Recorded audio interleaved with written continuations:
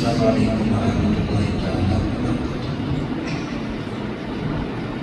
بسم الله والحمد لله والصلاة والسلام على أشرف المخلوقين وعلى آله وصحبه أجمعين أما بعد.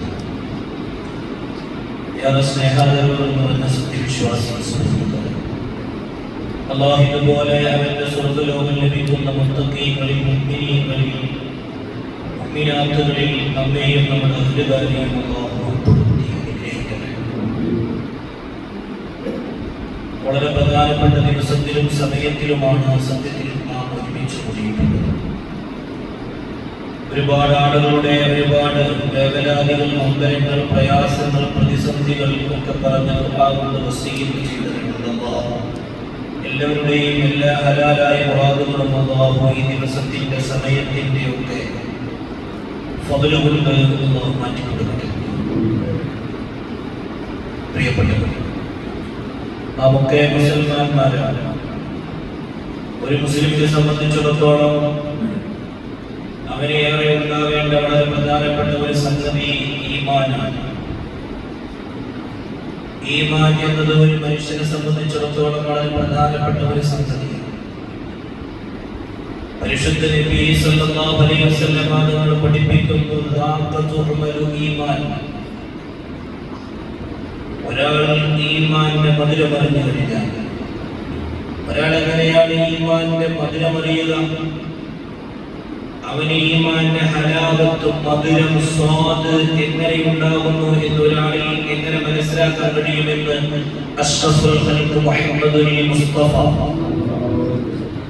സല്ലല്ലാഹു അലൈഹി വസല്ലം തങ്ങൾ പറയുന്നു, മൻ റദിയ ബില്ലാഹി റബ്ബഹ, ഒരുത്തനക്കാണ് ആ ഹലാവത്ത് കിട്ടുക, ഈമാൻ കിട്ടുക, സൗന്ദര്യം കിട്ടുക, ഖൽബിൽ അത്രമേൽ സൗന്ദര്യപൂർണമായി ഈമാൻ ആസ്വദിക്കാൻ കഴിയുന്നത് മൻ ഒരുത്തനാണ് റദിയ ബില്ലാഹി റബ്ബഹ, അല്ലാഹു സുബ്ഹാനഹു വ തആല റദിയ അവൻ തൃപ്തിപ്പെടും ബില്ലാഹി റബ്ബഹ, എല്ലാം അല്ലാഹുവിൽ തൃപ്തിപ്പെടുന്ന ഒരു രംഗത്തേക്ക് അവന്റെ മനസ്സിനെ പാകപ്പെടുത്തിയെടുക്കാൻ കഴിയും. സർവ്വതും നഷ്ടപ്പെടും, തന്റെ എല്ലാം നഷ്ടപ്പെടും, തന്റെ എല്ലാ നിലക്കുമുള്ള പ്രതിസന്ധികളിൽ എത്തുമ്പോഴും അല്ലാഹു പറയുന്നു, അല്ലാഹു എനിക്കുണ്ട് എന്ന ഒരു വലിയ ബോധത്തിലേക്കും ബോധ്യത്തിലേക്കും നമ്മൾ എത്തണം. അങ്ങനെ ഒരാളെത്തിയെങ്കിൽ അദ്ദേഹത്തിന് ഈമാന്റെ മധുരത്തെ ആസ്വദിക്കാൻ കഴിയില്ല. ഈമാനിന്റെ മധുരത്തെ ആസ്വദിക്കണമെങ്കിൽ അവന് കൃത്യമായിട്ട് റബ്ബിനോട് എടുക്കാൻ കഴിയും. നമ്മൾ ഒരുപാട് ആളുകൾ പല വിഷയങ്ങളിലും ഇടപെടുന്നവരാണ്. നമുക്ക് പല നഷ്ടങ്ങളും ഉണ്ടാകും, പല കോട്ടങ്ങളും വരും, പല രീതിയിലുമുള്ള പ്രലോഭനങ്ങൾ, പ്രക്ഷോഭങ്ങൾ, പ്രതിസന്ധി ഒക്കെ മനുഷ്യന് തരണം ചെയ്യാൻ കഴിയണം. അതൊക്കെ തരണം ചെയ്യാൻ കഴിയണമെങ്കിൽ അല്ലാഹുവിന്റെ ഹബീബ് പഠിപ്പിക്കുന്നു, റദിയ ബില്ലാഹി റബ്ബഹ, അതെല്ലാ നിലക്കുണ്ടാവും.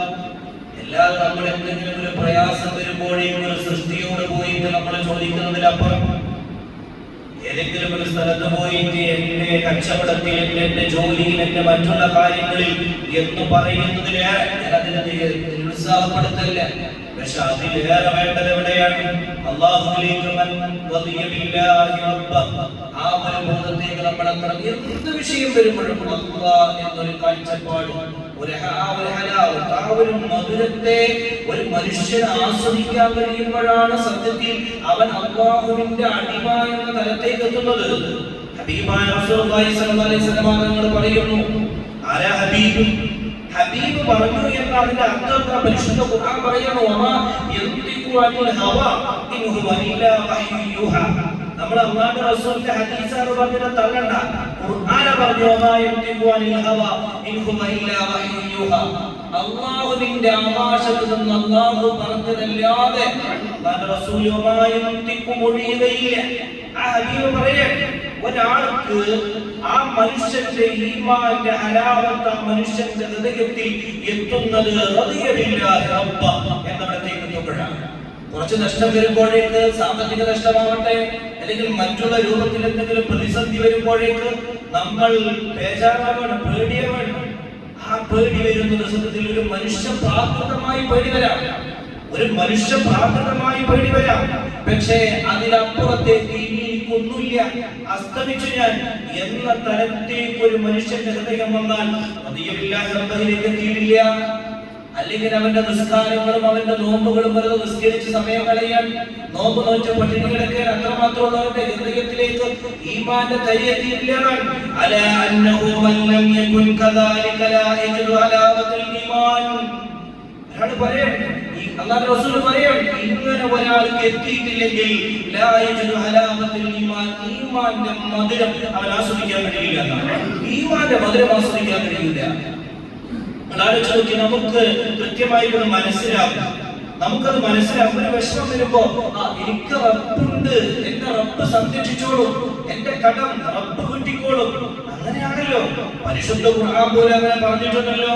പരിശുദ്ധ ഖുർആനിൽ ആയത്തുണ്ടല്ലോ, സൂറത്ത് യൂനിസിലെ 61-ാമത്തെ ആയത്ത് പറയുന്നുണ്ടോ, മാ തഖൂലു ഫീ ശഅ്ഇൻ വമാ തത്ലു മിൻഹു മിൻ ഖുർആനിൻ വലാ തഅമലൂന മിൻ അമലിൻ ഇല്ലാ കുന്നാ അലൈക്കും ശുഹൂദൻ ഇദ് തുഫീദൂന ഫീഹി. എന്തൊരു അർത്ഥവത്തായ വാക്കാണ് എൻ്റെ പ്രിയപ്പെട്ടവരെ.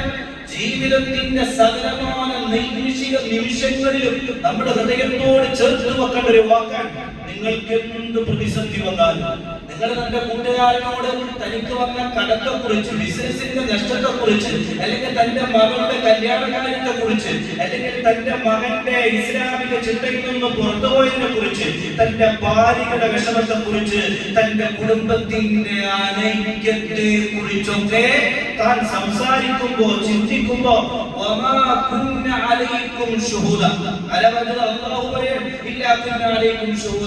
അവിടെ ഒരാൾ കൂടെ നിന്റെ കൂടെയുണ്ട്.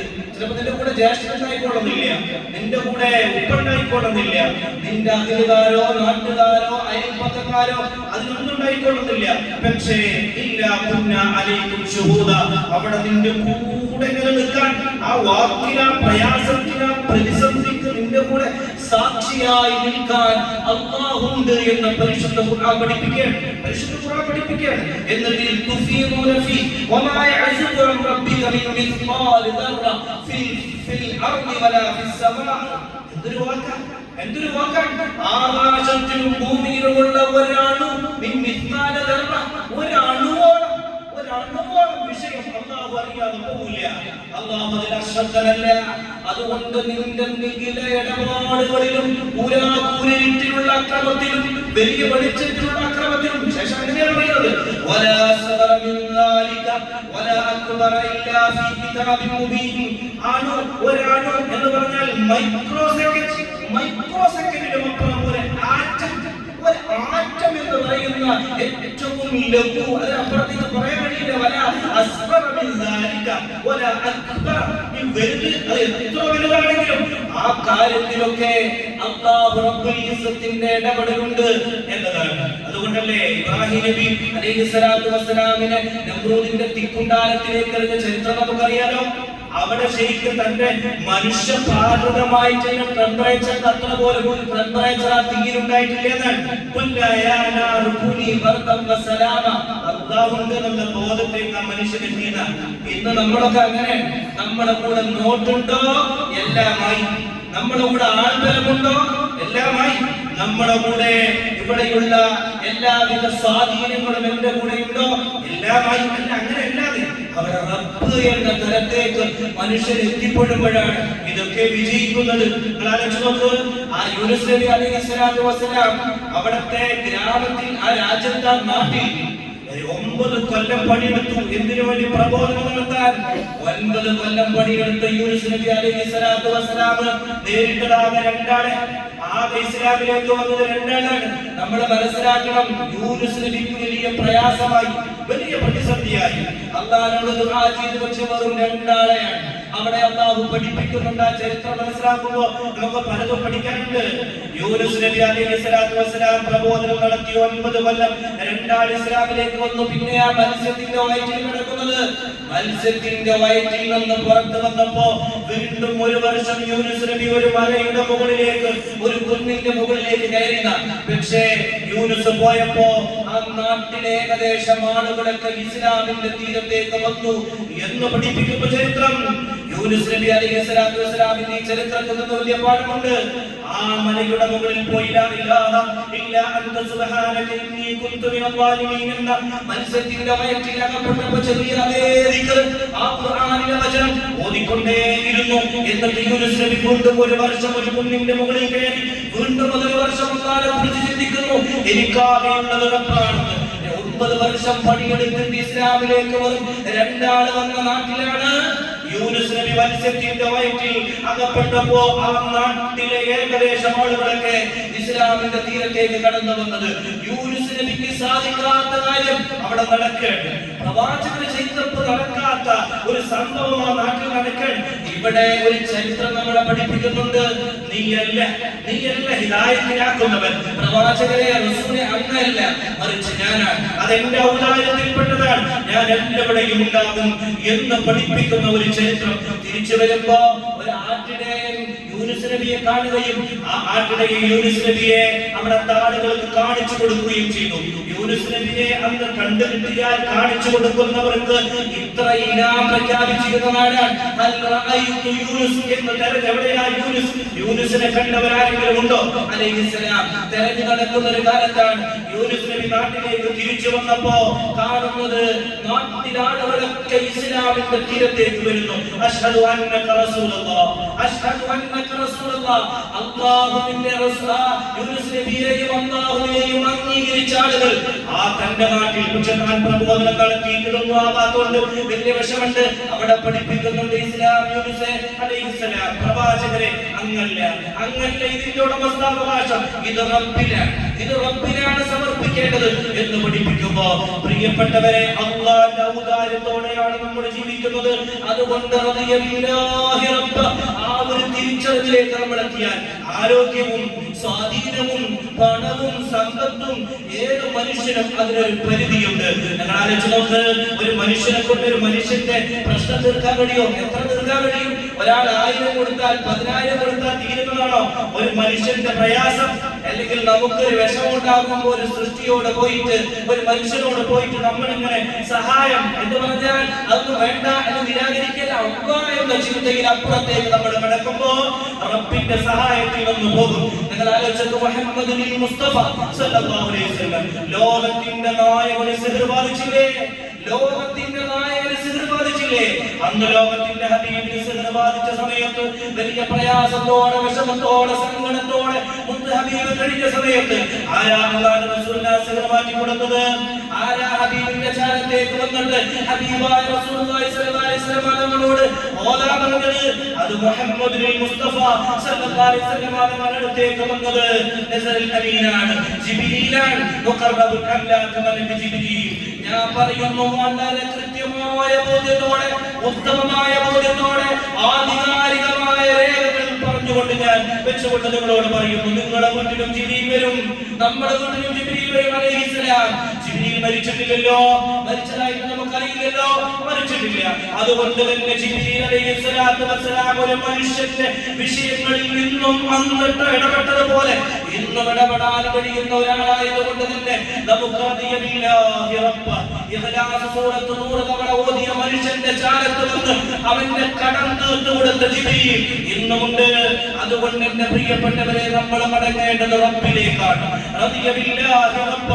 ഏത് പ്രതിസന്ധിയിലും, ഏത് കൂരാക്കൂരിലും, ഏത് കൊടുങ്കാറ്റടിച്ച പ്രതിസന്ധി ഒരു മനുഷ്യന്റെ സമീപത്തേക്ക് എത്തിയാലും എത്ര വലിയ പ്രയാസം വന്നാലും അവന്റെ ശരീരത്തിന്റെ ഉള്ളറകളിലെ എല്ലാ ഞരമ്പുകളും അതിന്റെ ഉള്ളിലുള്ള എല്ലാ വിഭവങ്ങളും നശിച്ചു പോകുന്ന ആ സമയത്ത് പോലും എന്റെ ജീവിതത്തിൽ ഇങ്ങനെയാണ്, എനിക്കിവിടെ അല്ലെങ്കിൽ നാളെ പരലോകത്ത് എവിടെയാണെങ്കിലും ഞാൻ അല്ലാഹുവിന്റെ കൂടെയാണെന്ന് പറയുന്ന രൂപത്തിലേക്ക് എന്റെ കൂടെ റബ്ബുണ്ട് എന്ന തിരിച്ചറിവിലേക്ക്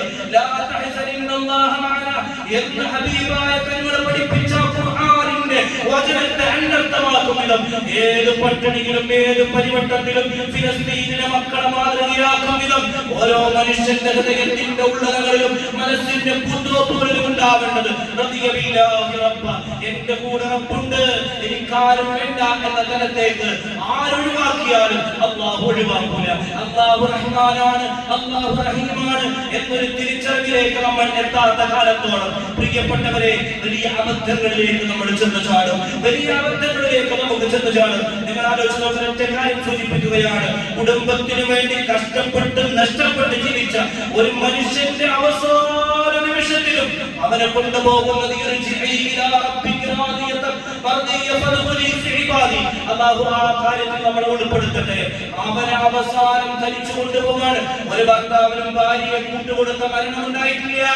ഒരു ഭർത്താവിനും ചങ്ങാതിയായിട്ട് തുണക്കായിട്ടും മകനെ കൂട്ടുകൊടുത്ത ഒരു സംഭവം ലോക ചരിത്രത്തിൽ ഇന്നേ വരില്ലാത്തത് കൊണ്ട് ഒരു മനുഷ്യൻ തനിച്ചാണ്. ആ തനിച്ചായ മനുഷ്യന് രണ്ടാമതാണ് പടച്ചറപ്പാണ്. ആ തിരിച്ചറിവിലേക്ക് അല്ലാഹു നമ്മളെ എത്തിക്കട്ടെ. അസ്സലാമു അലൈക്കും വറഹ്മത്തുള്ളാഹി